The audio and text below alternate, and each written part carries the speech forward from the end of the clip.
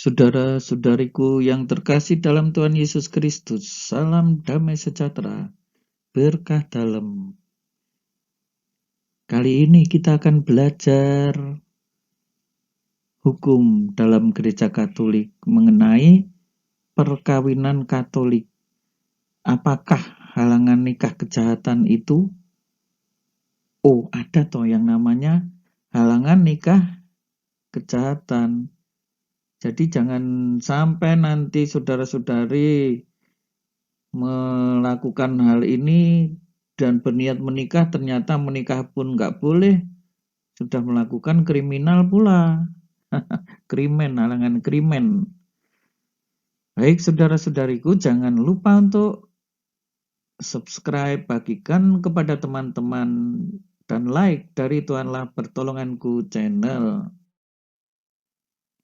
Nah, ini menurut buku Perkawinan Katolik menurut Kitab Hukum Kanonik karangan Dr. Robertus Rubiatmoko PR, yang sekarang beliau Uskup Agung Semarang, disebutkan halangan nikah kejahatan atau krimen pada prinsipnya terletak dalam kejahatan yang merusak perkawinan yang sah, yaitu dengan melakukan pembunuhan jodoh demi terlaksananya suatu perkawinan baru.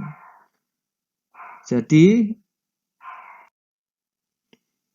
yang menjadi prinsip dasar di sini, karena pernikahan orang lain telah dirusak, dan cara merusaknya pun sangat destruktif dengan melakukan pembunuhan jodoh yang bersangkutan.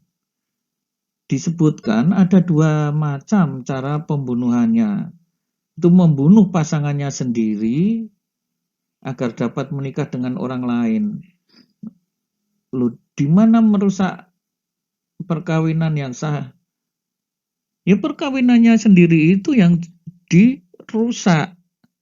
Tetapi juga bisa membunuh pasangan dari pihak yang hendak dinikahinya. Ini pun merusak perkawinan sah milik orang lain itu, dan cara merusaknya pun juga sangat sadis, sangat destruktif dengan membunuh orang lain. Memang setelah pembunuhan itu tidak ada halangan ikatan nikah. Ya, tidak ada halangan ikatan nikah, ya, sekali lagi saya sebut, tetapi lalu ada halangan yang lain, halangan yang bukan ikatan nikah. Nah, ini sangat mengerikan kalau seperti ini. Maka kalau orang yang menikah seperti ini lalu mendapatkan dispensasi, wah, nanti akan banyak terjadi kasus pembunuhan dan orang merusak perkawinan yang sah milik orang lain atau keluarga sendiri secara serampangan itu. Yang kedua, pasangan baru bekerja sama secara fisik atau moral untuk menghabisi nyawa suami atau istri. Jadi yang melakukan pembunuhan itu bukan kita, tetapi pasangan kita. Misalnya saya mempunyai istri, lalu pacar saya itu mengatakan, aku kenapa nggak dinikahi? Lalu saya mengatakan, loh, aku itu kan masih punya istri. Diam-diam dia melakukan pembunuhan terhadap istri saya. Meskipun saya tidak melakukan pembunuhan, dia tidak bisa menikah dengan saya. Karena apa? Ini halangan krimen, ya, pembunuhan, ya, halangan kejahatan. Nah, tidak hanya dia yang melakukan pembunuhan itu, tetapi misalnya dia menyewa algojo-algojo, ya, algojo-algojo itu pun tidak bisa, misalnya ya kan, beberapa algojo adalah wanita yang mempunyai senjata api. Wanita itu diumpankan ke saya untuk merayu dan seterusnya, tetapi pada akhirnya dia membunuh istri saya. Nah, dia pun, si wanita ini tidak bisa menikah dengan saya.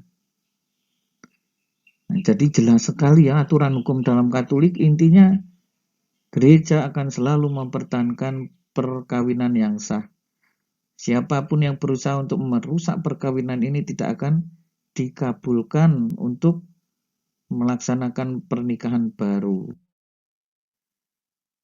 Nah, inilah yang disebut dengan halangan nikah kejahatan.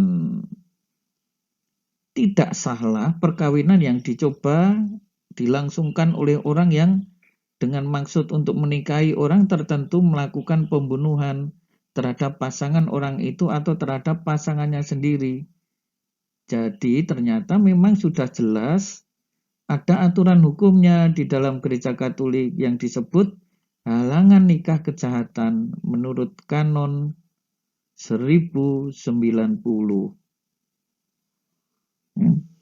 Mereka yang melakukan pembunuhan terhadap pasangannya atau pasangannya sendiri atau pasangan orang yang mau saya nikahi. Ya, kiranya jelas ya yang dimaksud dengan aturan di kanon ini. Misalnya orang ini ya membunuh saya, lalu istriku mau dinikahi oleh orang ini, nggak bisa. Itu ya. Selanjutnya ini paragraf 1. Paragraf 2, juga tidak salah perkawinan yang dicoba dilangsungkan antara mereka yang dengan kerjasama fisik atau moral melakukan pembunuhan terhadap salah satu dari pasangan itu. Misalnya orang yang bersenjata tadi membunuh saya atas suruhan seorang yang membayar. Nah, si pembunuh bayaran tadi pun tidak bisa menikah dengan istri saya. Nah, saudara-saudariku yang terkasih, ya jadi aturan di dalam gereja Katolik itu sangat jelas mengenai pernikahan. Gereja Katolik menjadi gereja yang mungkin salah satu yang cukup kolot untuk mempertahankan keutuhan perkawinan.